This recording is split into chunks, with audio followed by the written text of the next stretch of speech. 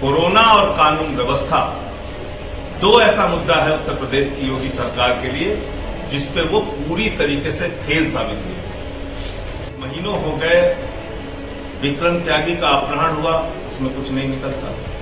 ये जो घटना हुई पत्रकार के साथ, विक्रम जोशी के साथ, इसमें 5 दिन पहले उन्होंने अपने परिवार को लेकर एक शिकायत की पुलिस से, और उस शिकायत पर 5 दिन तक पुलिस ने कोई कार्रवाई नहीं की। और कार्रवाई न करने की वजह से अपराधियों का मनोबल इतना बढ़ा कि उन्होंने इस घटना को अंजाम दिया।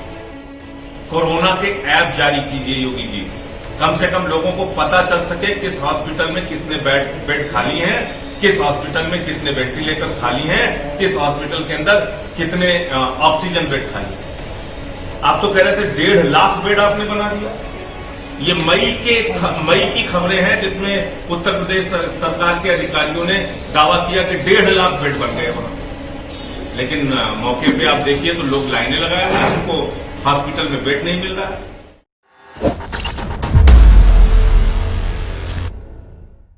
देखिए, जब सच की आवाज लोगों तक पहुंचाने वाले पत्रकार ही उत्तर प्रदेश में सुरक्षित नहीं है, तो आप अंदाजा लगा सकते हैं कि यहां पर सच बोलने वालों का, सच लिखने वालों का और सच्चाई जनता के बीच में जो लोग लेके जा रहे हैं उनका क्या आलम है, क्या हाल है। तमाम घटनाएं हुई पिछले दिनों में, वो विकास दुबे से शुरू करके और विक्रम जोशी तक आती है। वो विक्रम त्यागी की घटना को भी हमें याद दिलाती है। आप बताइए कि महीनों हो गए विक्रम त्यागी का अपहरण हुआ, उसमें कुछ नहीं निकलता। ये जो घटना हुई पत्रकार के साथ, विक्रम जोशी के साथ, इसमें 5 दिन पहले उन्होंने अपने परिवार को लेकर एक शिकायत की पुलिस से, और उस शिकायत पर 5 दिन तक पुलिस ने कोई कार्रवाई नहीं की। और कार्रवाई न करने की वजह से अपराधियों का मनोबल इतना बढ़ा कि उन्होंने इस घटना को अंजाम दिया। जब ये घटना हुई, अभी मैं यशोदा हॉस्पिटल में उनके परिवार के लोगों से मिलकर आ रहा हूं, क्योंकि उनकी गंभीर अवस्था है, वो तो आईसीयू में है विक्रम जी, इसलिए उनके परिवार के लोगों से मैं मिलकर आ रहा हूं। उनकी बहन जो है, उन्होंने बताया कि 2 घंटे पहले उन्होंने एसएचओ को सूचना दी कि कुछ संदिग्ध लोग मेरी घेराबंदी कर रहे हैं। 2 घंटे पहले एक पत्रकार जिसने 5 दिन पहले अपने परिवार के मामले की एप्लीकेशन आपको दे रखी है, वो आपको ये कहता है कि हमको कुछ अपराधी या कुछ संदिग्ध लोग घेरे हुए हैं, चक्कर लगा रहे हैं मेरे आसपास, आपकी मदद मुझे चाहिए। इसका मतलब कि अगर पुलिस सही समय पर पहुंच जाती तो ये घटना एक पत्रकार के साथ नहीं होती, कतई नहीं होती। पता नहीं क्या हुआ है, क्या अपराधियों और पुलिस का गठजोड़ जिस तरीके से हम लोगों ने कानपुर में देखा, वही मामला तो यहां नहीं है। क्यों आखिर एसएचओ पत्रकार विक्रम जोशी के कहने पर फोन करने पर नहीं आया, बीमारी का बहाना बनाया? अगर वो बीमार था तो उसके यहां से कोई और अधिकारी आ सकता था, पुलिसकर्मी आ सकता था, नहीं हुआ। और उसके बाद इतनी बड़ी घटना होगी। इस पूरे मामले में मैं मांग करता हूं उत्तर प्रदेश सरकार से कि इस पूरे मामले की उच्च स्तरीय जांच कराएं। जो भी पुलिस के अधिकारी या पुलिस के कर्मचारी इसमें शामिल हैं, उनके खिलाफ सख्त से सख्त कार्रवाई होनी चाहिए। उनको भी अपराधियों की तरह ट्रीट किया जाए, क्योंकि अपराध को बढ़ावा देने वाले पुलिस के लोग जो खाकी वर्दी में बैठे अपराधी हैं, वो ज्यादा खतरनाक हैं उन अपराधियों को जिनको हम जान पाते हैं, पहचान पाते हैं। और ये खाकी वर्दी के जो अपराधी हैं, ये ज्यादा उनसे खतरनाक है। इसके अलावा इस पूरे मामले में अभी फिलहाल उनको बेहतरीन चिकित्सा सुविधा की आवश्यकता है, क्योंकि उनकी हालत गंभीर है। इसलिए जो भी उनका इलाज इसमें जरूरी हो, जहां ले जाना जरूरी हो, जिस प्रकार का इलाज जरूरी हो, वो इलाज सरकार उनको कराए और उनकी मदद करे। तीसरा, उनका पूरा परिवार इस वक्त भयभीत है, असुरक्षित महसूस कर रहा है। घटना के बाद से लेकर उनको सुरक्षा प्रदान करें। ये विक्रम जोशी जी के मामले में।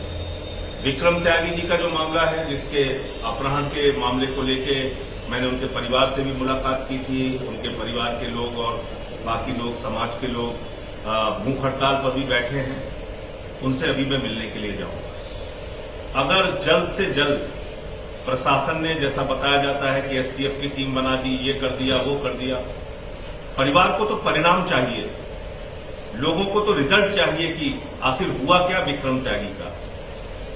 महीनों हो गए अपहरण हुए और आज तक कोई अता पता नहीं चला, ना अपराधियों का, क्योंकि खून के धब्बे मिले हैं उनकी गाड़ी से। गाड़ी मिल जाती है, खून के धब्बे मिल जाते हैं, ये डिटेल मिल जाता है कि अंत समय में वो कहां देखे गए, अंतिम उनका वीडियो फुटेज आ जाता है, लेकिन कार्रवाई नहीं होती। तो इसलिए एक ये भी मैं डिमांड जोड़ता हूं कि गाजियाबाद प्रशासन, गाजियाबाद की पुलिस जल्द से जल्द विक्रम त्यागी का पता लगाए, वरना उस मामले को भी लेके आम आदमी पार्टी उनके परिवार के साथ है और जो भी आंदोलन की आवश्यकता पड़ेगी हम उसमें आंदोलन भी करेंगे, हम इसमें चुप रहने वाले नहीं। कोरोना और कानून व्यवस्था दो ऐसा मुद्दा है उत्तर प्रदेश की योगी सरकार के लिए जिसपे वो पूरी तरीके से फेल साबित हुई। कोरोना की बात अगर हम लोग करें, आज पूरे उत्तर प्रदेश में कोरोना एक बड़ी महामारी के रूप में सामने आ रहा है और हम लोग पिछले 10 दिन से आगाह कर रहे हैं कि यहां पर होम आइसोलेशन की छूट दीजिए, यहां पर ऑक्सीजन बेड का इंतजाम कीजिए, यहां पर वेंटिलेटर्स का हॉस्पिटल के अंदर इंतजाम कीजिए। तमाम मांग हम लोग कर रहे हैं कि भाई कोरोना के ऐप जारी कीजिए, लेकिन कोई कार्रवाई नहीं की गई।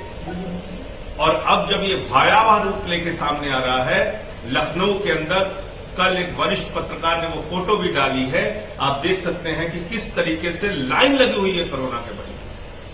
उनको बेड नहीं मिल रहा है, उनको हॉस्पिटल में इलाज नहीं मिल रहा है। बगल में दिल्ली आप चले जाइए, बहुत आलोचना हुई हमारे दिल्ली सरकार की, केजरीवाल जी की, लेकिन आज केजरीवाल का चिकित्सा मॉडल दुनिया में और देश में चर्चा का विषय बना है। 1,03,000 से ज्यादा मरीज दिल्ली में ठीक हो चुके हैं। पॉजिटिविटी रेट घट के 9 से 10% आ चुका है। दिल्ली में रिकवरी रेट 85% हो चुका है। और ये क्यों संभव हुआ? क्या क्या काम किया केजरीवाल जी ने? उन्होंने योगी जी की तरह क्रिकेट मैच खेलने के लिए टीम 11 नहीं बनाया, बल्कि उन्होंने इस कोरोना से लड़ने के लिए गंभीर प्रयास किए। होम आइसोलेशन एक बड़ी हमारी सफलता का कारण रहा। टेस्टिंग ज्यादा से ज्यादा हम लोगों ने कराई। आज दिल्ली जैसे छोटे राज्य में जहां 2.5 करोड़ की आबादी है, वहां पे प्रतिदिन 25,000 के आसपास टेस्टिंग हो रही है।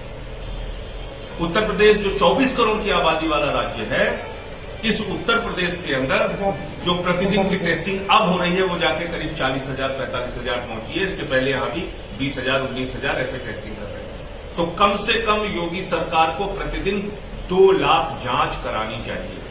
कम से कम 75 जिलों में 75 टेस्टिंग लैब होना चाहिए। उत्तर प्रदेश में 34 टेस्टिंग लैब हैं, दिल्ली में 42 टेस्टिंग लैब हैं। एक छोटे से राज्य में 42 टेस्टिंग लैब और यूपी के अंदर कोविड पेशेंट को अगर अपना टेस्ट कराना हो तो उसके लिए जिलों में लैब मौजूद नहीं है। मात्र 32-34 लैब पूरे यूपी के अंदर। हर जिले में कम से कम एक लैब बनाइए। ज्यादा से ज्यादा बेड की उपलब्धता होनी चाहिए। ऑक्सीजन बेड होना चाहिए, क्योंकि इसमें सबसे ज्यादा ऑक्सीजन की जरूरत पड़ती है, वेंटिलेटर की जरूरत पड़ती है।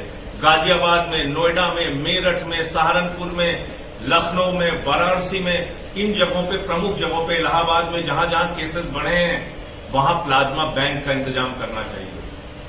कोरोना के ऐप जारी कीजिए योगी जी, कम से कम लोगों को पता चल सके किस हॉस्पिटल में कितने बेड खाली हैं, किस हॉस्पिटल में कितने वेंटिलेटर खाली हैं, किस हॉस्पिटल के अंदर कितने ऑक्सीजन बेड खाली हैं।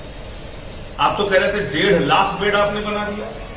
ये मई की खबरें हैं जिसमें उत्तर प्रदेश सरकार के अधिकारियों ने दावा किया कि 1.5 लाख बेड बन गए वहां। लेकिन मौके पे आप देखिए तो लोग लाइनें लगाए हुए हैं, उनको हॉस्पिटल में बेड नहीं मिल रहा है। तो कुल मिलाकर ये अपने आप में एक बहुत दुर्भाग्यपूर्ण पक्ष देखने को मिला। मैं एक मामले में खुशी भी जताऊंगा। मैं पिछले 10 दिन से मांग कर रहा था कि होम आइसोलेशन लागू कीजिए। कम से कम दिल्ली सरकार के, केजरीवाल सरकार के अच्छे मॉडल को योगी जी ने कल लागू करने की बात कही है, अब होम आइसोलेशन यहाँ भी यूपी के अंदर भी शुरू किया गया है कल से। उसके मैं समझता हूँ कि अच्छे परिणाम देखने को मिलेंगे। कुछ और कदम उठाने की जरूरत है। योगी सरकार अगर उसको नहीं उठाती है तो फिर ये ज्वालामुखी के पहाड़ पर शांति से बैठकर विस्फोट का इंतजार करने की कार्रवाई होगी। इसलिए मैं अनुरोध करूंगा कि इस समय कोरोना और कानून व्यवस्था 2 चीज से उत्तर प्रदेश पीड़ित है, उससे आप उत्तर प्रदेश को बचाइए, मुक्त कराइए, लड़ाई लड़िए और जिससे कि सही मायने में अपराध रुक सके, सही मायने में कोरोना रुक सके। जो कुछ भी आज यूपी के अंदर हो रहा है, खासतौर से कानून व्यवस्था और कोरोना को लेके, वो बहुत दुखदायी है और इससे लोग भयभीत भी हैं, चिंतित भी हैं कि किस गर्त की ओर, किस नर्क की ओर योगी जी उत्तर प्रदेश को लेकर जा रहे हैं। अगर आपको हमारे वीडियोस पसंद आए तो प्लीज लाइक करें, सब्सक्राइब करें और शेयर करें।